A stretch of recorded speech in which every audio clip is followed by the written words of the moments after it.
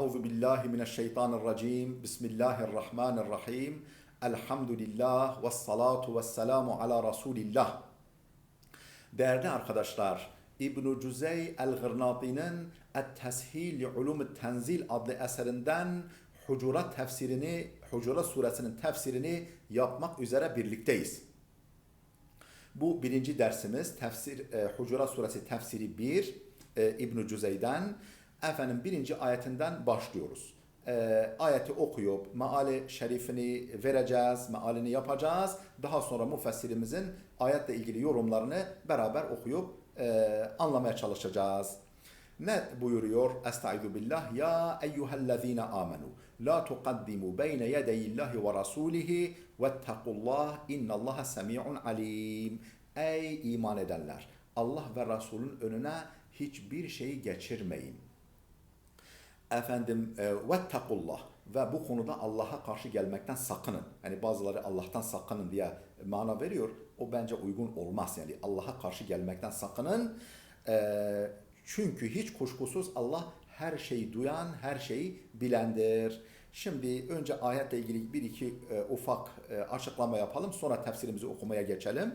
Burada ya eyyühellezine amenu denilmekle muhataplarının iman damarına vurgu yapılmış, iman şuuruna hitap edilmiş. Yani müminseniz bu diyeceklerimi kale almanız lazım mesajı veriliyor. Yani ya ey iman edenler denmek suretiyle. Ondan sonra la tuqaddimu beyne yedeyillahi ve rasulihi. Allah ve Resul'ün önüne hiçbir şeyi geçirmeyin. Hiçbir şeyi diyoruz. Bu hiçbir şeyi ayete geçmiyor. Nereden çıkarıyoruz? La tuqaddimu geçişli bir fiil olmasına rağmen mef'ulunun zikredilmemesinden. Neyi geçirmeyin? Orada bir boşluk bırakılmış. Yani hiçbir şeyi Allah ve Resul'ün önüne geçirmeyin. Tabi burada maksat Resul'dur. Allah'ın elçisi olan Resul'dur. Ama Allah lafzı niye zikredilmiş? Yani elçime zeval olmaz. Elçime yapılan bana yapılmıştır. Elçime itaat bana itaattır. Yani elçim olan Muhammed'e itaatsizlik bana itaatsizliktir mesajını vermek için. Yoksa normalde burada kastedilen peygamberdir. Vettekullah deniyor. Allah'a karşı gelmekten sakının. Arap dilinde takva kelimesi ve ittaku fiilinin kökü olan, mastarı olan takva kelimesi yani sözlükte bir tehlikeye karşı kişinin kendisini sipere alması. Kendisiyle korktuğu şey arasına bir engel koyması. Bu anlamda hani zırh kullanmak, siper kullanmak, kalkan kullanmak hepsi takvadır. Yani sözlük anlamı itibarıyla. Ama Kur'an bu kavramı almış, ona dini bir nüans yüklemiş. O da nedir? Kişinin kendisiyle korkmuş olduğu Allah'ın azabı arasına itaattan örülü bir perde germesi. Yani biz Allah'ın cezasından korkarız, cehenneminden korkarız, tehdidinden korkarız. O zaman tedbirimizi almamız lazım. Bir sipere yani bir kalkan kullanmamız lazım, bir siper kullanmamız lazım. O da nedir? Allah'a itaattır. Allah'a itaatın kaç boyutu var?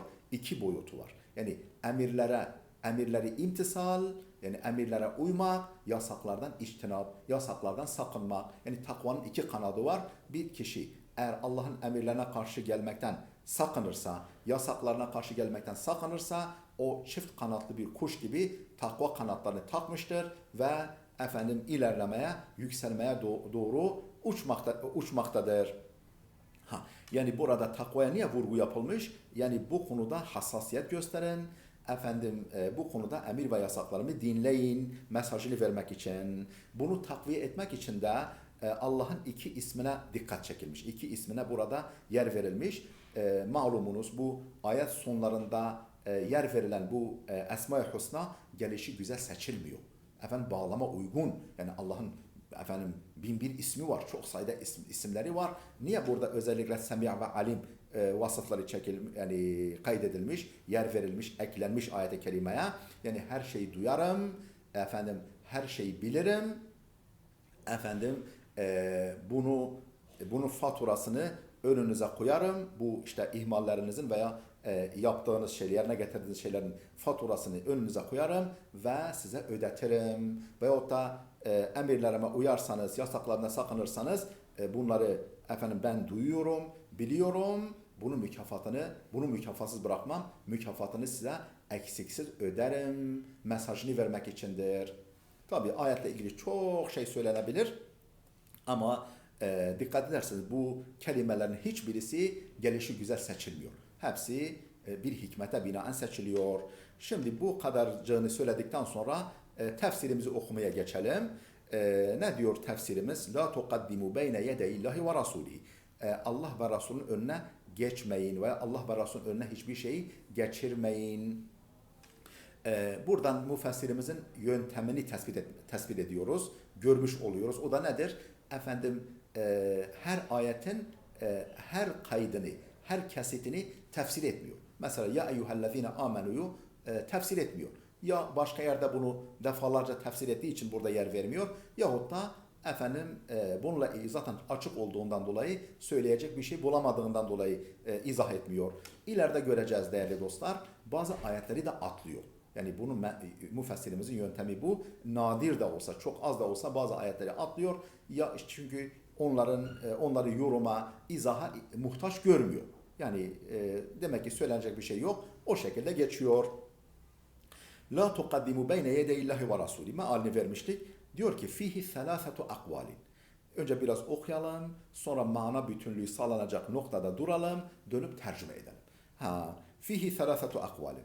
أحدها لا تتكلم بأمر قبل أن يتكلم هو به ولا تقطع في أمر إلا بنظره efendim fihi selasatu akvalin yani la tuqaddimu beyne yedeyillahi ve rasulihi kesitiyle ilgili 3 görüş var. Ne demek Allah ve Resulünün önüne hiçbir şey geçirmeyin ve Allah ve Resulünün önüne geçmeyin? Ne demek bu? Bu konuda 3 tane görüş var. Ahaduha bir tanesi birincisi la tetekellemu bi emrin qabla en yetekelleme huve bihi. O huve dediği peygamber. Huve bihi yani peygamber bir şeyi dile getirmeden, bir şeyi seslendirmeden o şey hakkında herhangi bir şey hakkında konuşmayın. Yani peygamber bir şeyi söz konusu etmeden, bir şey hakkında izahat ve açıklamada bulunmadan herhangi bir şey hakkında konuşmayın. Hocam herhangi bir şey nereden çıkarıyorsun? Herhangi bir şey efendim ibarede yok. La tetekellemu bi emrin. Burada emrin kelimesi nekredir. Yani belirsiz, yani gramatikal olarak belirsiz bir kelimedir. Başına el takısı yok. Böylesi efendim nekre bir isim. Nekre bir isim. Eğer nefi yani olumsuzluk, nehi, men etme, efendim şart ve şart bağlamında gelirse emir, nehi ve şart bağlamında emir, nehi ve şart bağlamında gelirse umum ifade eder. Hiçbir şey buradan çıkıyor. Bakınız la tetekellemu nehidir. Konuşmayın bakınız. Ondan sonra bir emrin nekredir. Nekre eğer nefi veya nehi bağlamında veya şart bağlamında gelirse ne ifade eder? Umum ifade eder. Hiçbir şey işte bu bir emrin kelimesinin başının altından çıkıyor. Kable en yetekelleme huve bihi yani peygamber o şey hakkında açıklama yapmadan. Bakınız değerli dostlar buradan şunu anladık. İşte benim o verdiğim mealin isabetli olduğunu anladık. Burada Allah lafzı niye gelmiş? Peygamberi desteklemek için gelmiş. Yoksa burada kastedilen peygamberin önüne hiçbir şey geçirmeyin. Peygamber bir konuda açıklama yapmadan önce siz açıklama yapmayın. Hani mesela efendim diyelim ki siyasette diyelim ki işte bizim işte yetkililerimiz bu konuda açıklama yapacaktır. Tamam mı? Yani bu bürokraside de böyledir, efendim siyasette de böyledir. Yani açıklama yapacak yetkili kişi kimdir?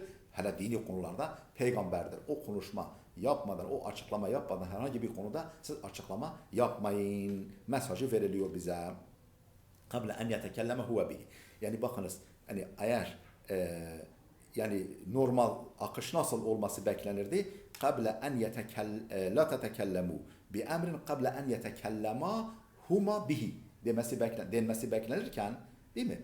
Yani o ikisi o konu hakkında konuşma yapmadan siz konuşma yapmayın. Yani konuşmayın bir konuda öyle demiyor. Niçin demiyor? Çünkü burada maksat peygamberdir.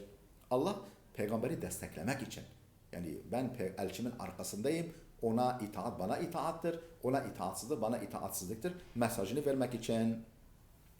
وَلَا تَقْطَعُوا فِي اَمْرٍ اِلَّا بِنَظَرِهِ. Hiçbir konuda, emir burada bizim bildiğimiz buyruk anlamında değil, husus demek. Yani emrin böyle bir manası da var. وَلَا تَقْطَعُوا فِي اَمْرٍ. Hiçbir hususta kesin hüküm vermeyin. İlla binazarihi. Ancak peygamberin bakış açısıyla. Yani peygamber olsa bu konuda nasıl bir bakış açısı sergiler, neler söyler, ne der, bunu iyice tespit etmeden kesin karar vermeyin. Ve la takta'u, kesin hüküm ve karar vermeyin. Fi emrin, hiçbir hususta. Yine işte önceki nükte burada da geçerli. Emir kelimesi nekredir. Nehi bağlamında gelmiş. İlla binazarihi, ancak peygamberin nazarıyla, bakış açısıyla onu tespit ettikten sonra o konuda kesin hüküm verin. Bu birinci görüş. Ve thani, ikinci görüş, la tuqaddimul vulata bi mahdarihi fe innehu yuqaddimu men şa. La tuqaddimul vulat. Vulat kelimesi değerli dostlar, vali kelimesinin çoğuludur. Yani yönetici. Yani dostça yöneten. Velayet, veli. Yani hani çocuğun velisi diyoruz ya. Yani onu böyle başına buyruk anlamında değil, onu dostça yetiştiren, sevgiyle yetiştiren demek, güzellikle yönlendiren demektir. Bu vulat valinin çoğuludur. Yani yönetici, idareci, yetkili takdim etmeyin. Ne demek takdim etmeyin? Yani önermeyin veyahut da tayin etmeyin. Yani yönetici tayin ve tayin etmeyin, öneride bulunmayın bir mahdarihi, peygamberin huzurunda. Bırakın peygamber yapsın. Fe innehu yuqaddimu men şa. Çünkü dilediğini takdim edecek olan, yani yöneticiyi tayin edecek ve önerecek olan peygamberdir.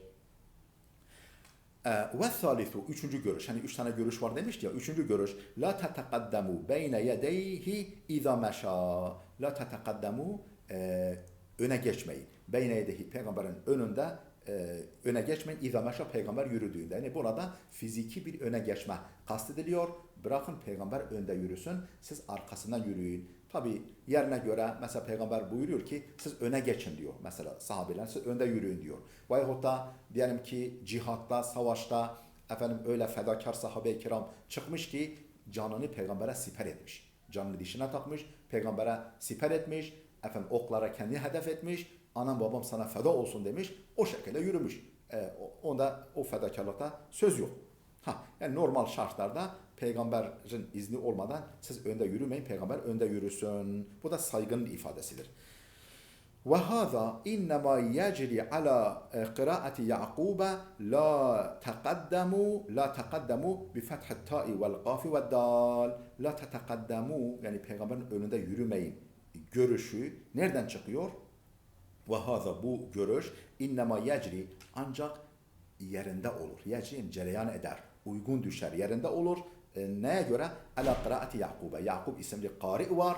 O kari'in kıraatine göre. Nasıl okumuş Ya'kûb? La teqaddemu. Tabi biliyorsunuz değerli dostlar. Teqaddemu, muzadide teqaddemu, iki ta peş peşe geliyor. Sarfta bu şekilde iki ta peş peşe geldiği zaman bir tanesi düşer. Tahfif için. Yani kolay söylem için bir tanesi düşüyor. Aslında la tetekaddemudur. La tekaddamu diye de okumuş. Ya'kûb isimli kari, yani okuyucu, Kur'an yani kıraat uzmanı, kıraat alimi. Bi fethit ta'i vel kafi ve dal. Teqadde. Ta, kaf ve dalın fethasıyla, üstün okunmasıyla. Vel evvelu huvel azhar. Birinci görüş azhar görüştür. Hocam ne demek azhar görüş?